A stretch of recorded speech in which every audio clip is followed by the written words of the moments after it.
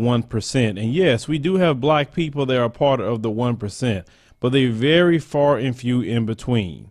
Now, I want you to watch this clip and pay attention to a few things that they deal with, even though they have all that kind of money. What are the stereotypes of the 1%? Entitled. Selfish. Me, me, me. White.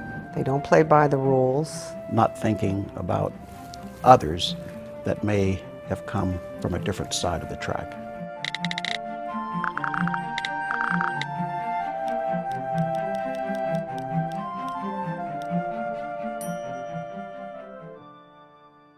The 1%, as you well know, is overwhelmingly white. We're talking about the top tier of Americans who have and own a majority of the nation's wealth. These are people who are uber rich.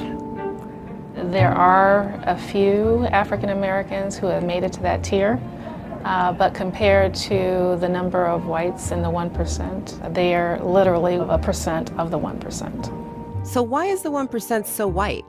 It has to do with something called the racial wealth gap. For every dollar of wealth held by the typical white household, the typical African American household owns only 6 cents of wealth. 6 cents, you heard right.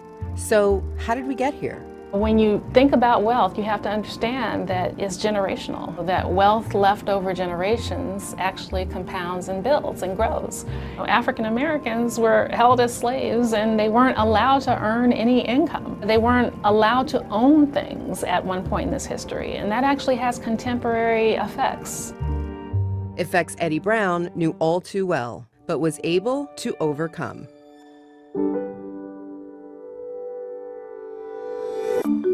Then we bought the building next door, because since we didn't do that, we bought this. And then just September ago, we bought the next one too. So Brown Capital is basically all 3 townhouses. Today, Eddie is the CEO of Brown Capital, a firm with over $8 billion in assets under management. Along with his wife Sylvia, the Browns are hoteliers, patrons of the black arts, and philanthropists. Eddie and Sylvia Brown led the way towards making this building a reality, one of the largest gifts from an African-American family in this nation's history. So you were born to a teenage mother in the Jim Crow South, on the wrong side of the track. On the wrong side of the track, which means, as they say down south, dirt poor. But there's another concept, though, that people say, pick yourself up by your bootstraps. This is America.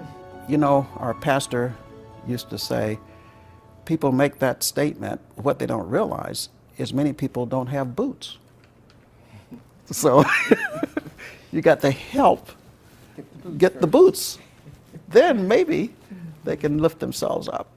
Is there an obligation, particularly in communities of color, to give back? I feel very strongly that there should be. I mean, how did they get there? Surely a lot of it was talent, but somebody had to look out for them and help them along the way.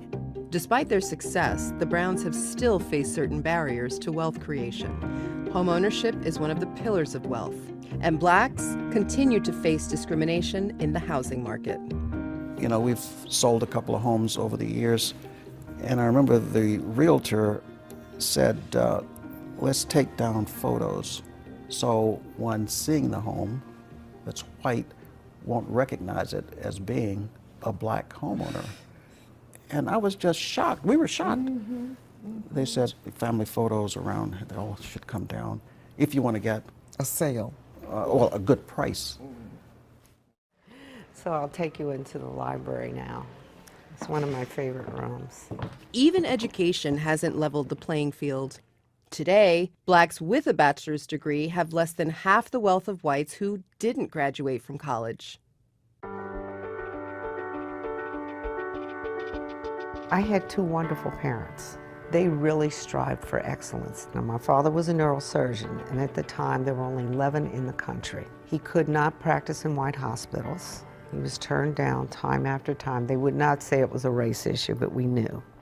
Sheila Johnson became one of the highest net worth black women in the United States with the help of a game-changing television network, BET. She helped build BET from 2 hours of programming a week to a major network worth $2.3 billion by the time it was sold to Viacom in 2001. So you are one of the, I would imagine, few black women to own a property like this. Probably. How You know, does I that don't make know. you feel? I'm proud. Yeah. I'm very proud. Is this more fun than BET? Oh, yes. Absolutely, because I'm in total control. And it took me 10 years to get approvals. Wow, that seems like a particularly long time. It's a story that I think as an African American, they didn't want me to do this. And it was the fight of my life. I've never been more frightened in my life. Despite the pedigree that you have, despite... They didn't care. They didn't care. If you are a person of color, you can have as much money as you want. You're still who you are. And that was a lesson I really learned. But there is a loneliness that very wealthy African Americans do feel in their lives. When it all comes down to it, there are very few people in that category. How do we diversify the 1%? I think it's really incumbent upon us who have achieved some modicum of success to make it our business to mentor and to uplift. There is no reason why we shouldn't have more people of color in the 1%, showing that, that their talent can be reflected in terms of financial well-being. The data actually shows that people of color who are in job-creating positions hire more people of color. It's about power.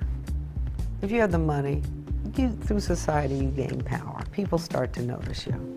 Use that power appropriately, reach out, and feel secure within yourselves to be able to go out and help others. And that's the only way we're going to get stronger.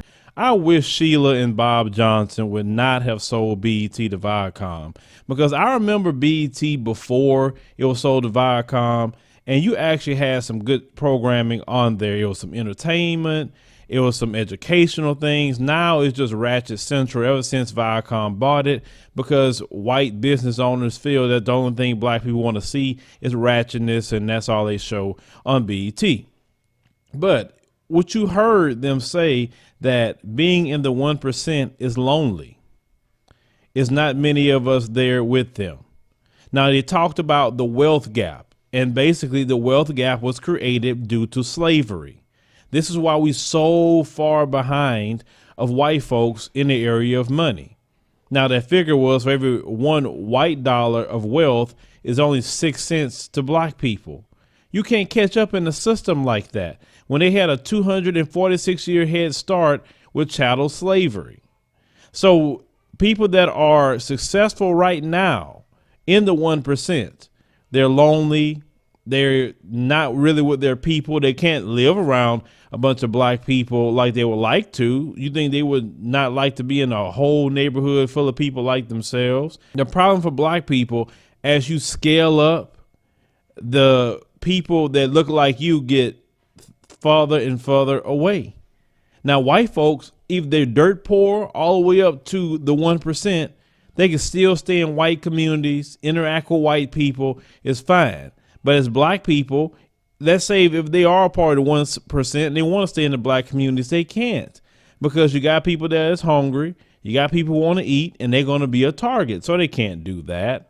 So the only thing that they could possibly do to change some things within themselves is to reach back to the people, not to say that they don't, but to reach back to the people and bring more people up with you to fill in that gap. Because let me tell you something, you don't have to make everyone mega rich, but if you create businesses and you fund these businesses and you get these people to start making 6-figure salaries and up, trust me, and people will be so appreciative of that, and you replicating yourself all over the country. Because it seems like when you get black people that's billionaires, it's like they get to themselves and it's like they don't help black people.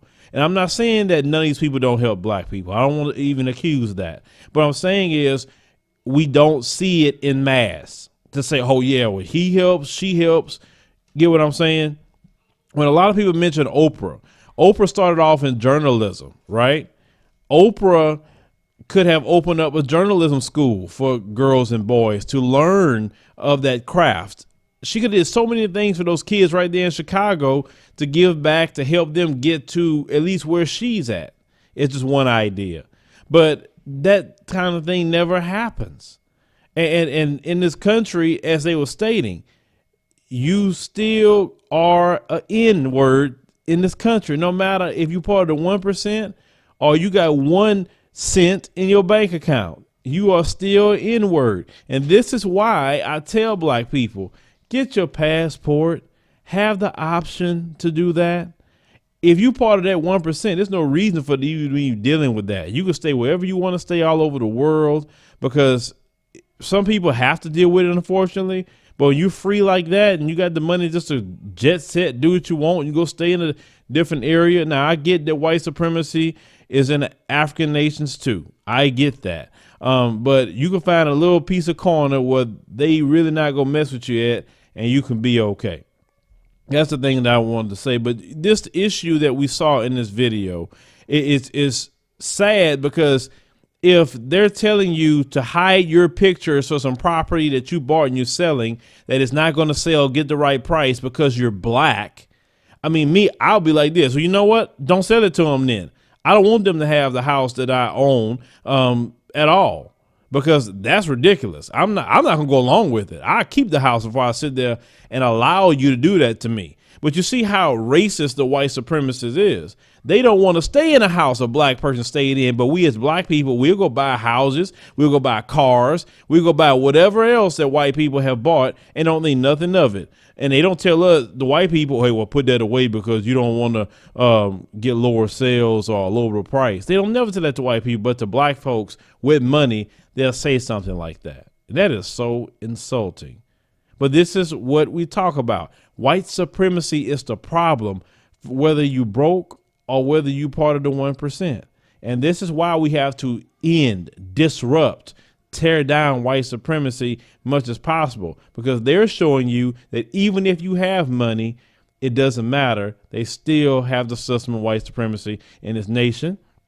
They can take every dime from you if they want to. They can kill you. They can attack you. They can do whatever they want to do because they're allowed to run around with impunity. So this is why the mission must be clear. White supremacy is the problem. It's public enemy number one, and we have to focus on white supremacy, not white people. Let's not get that confused, but white supremacy, the system, because that's wrong that you work hard, you build companies, and you still have to be in your place, so to speak.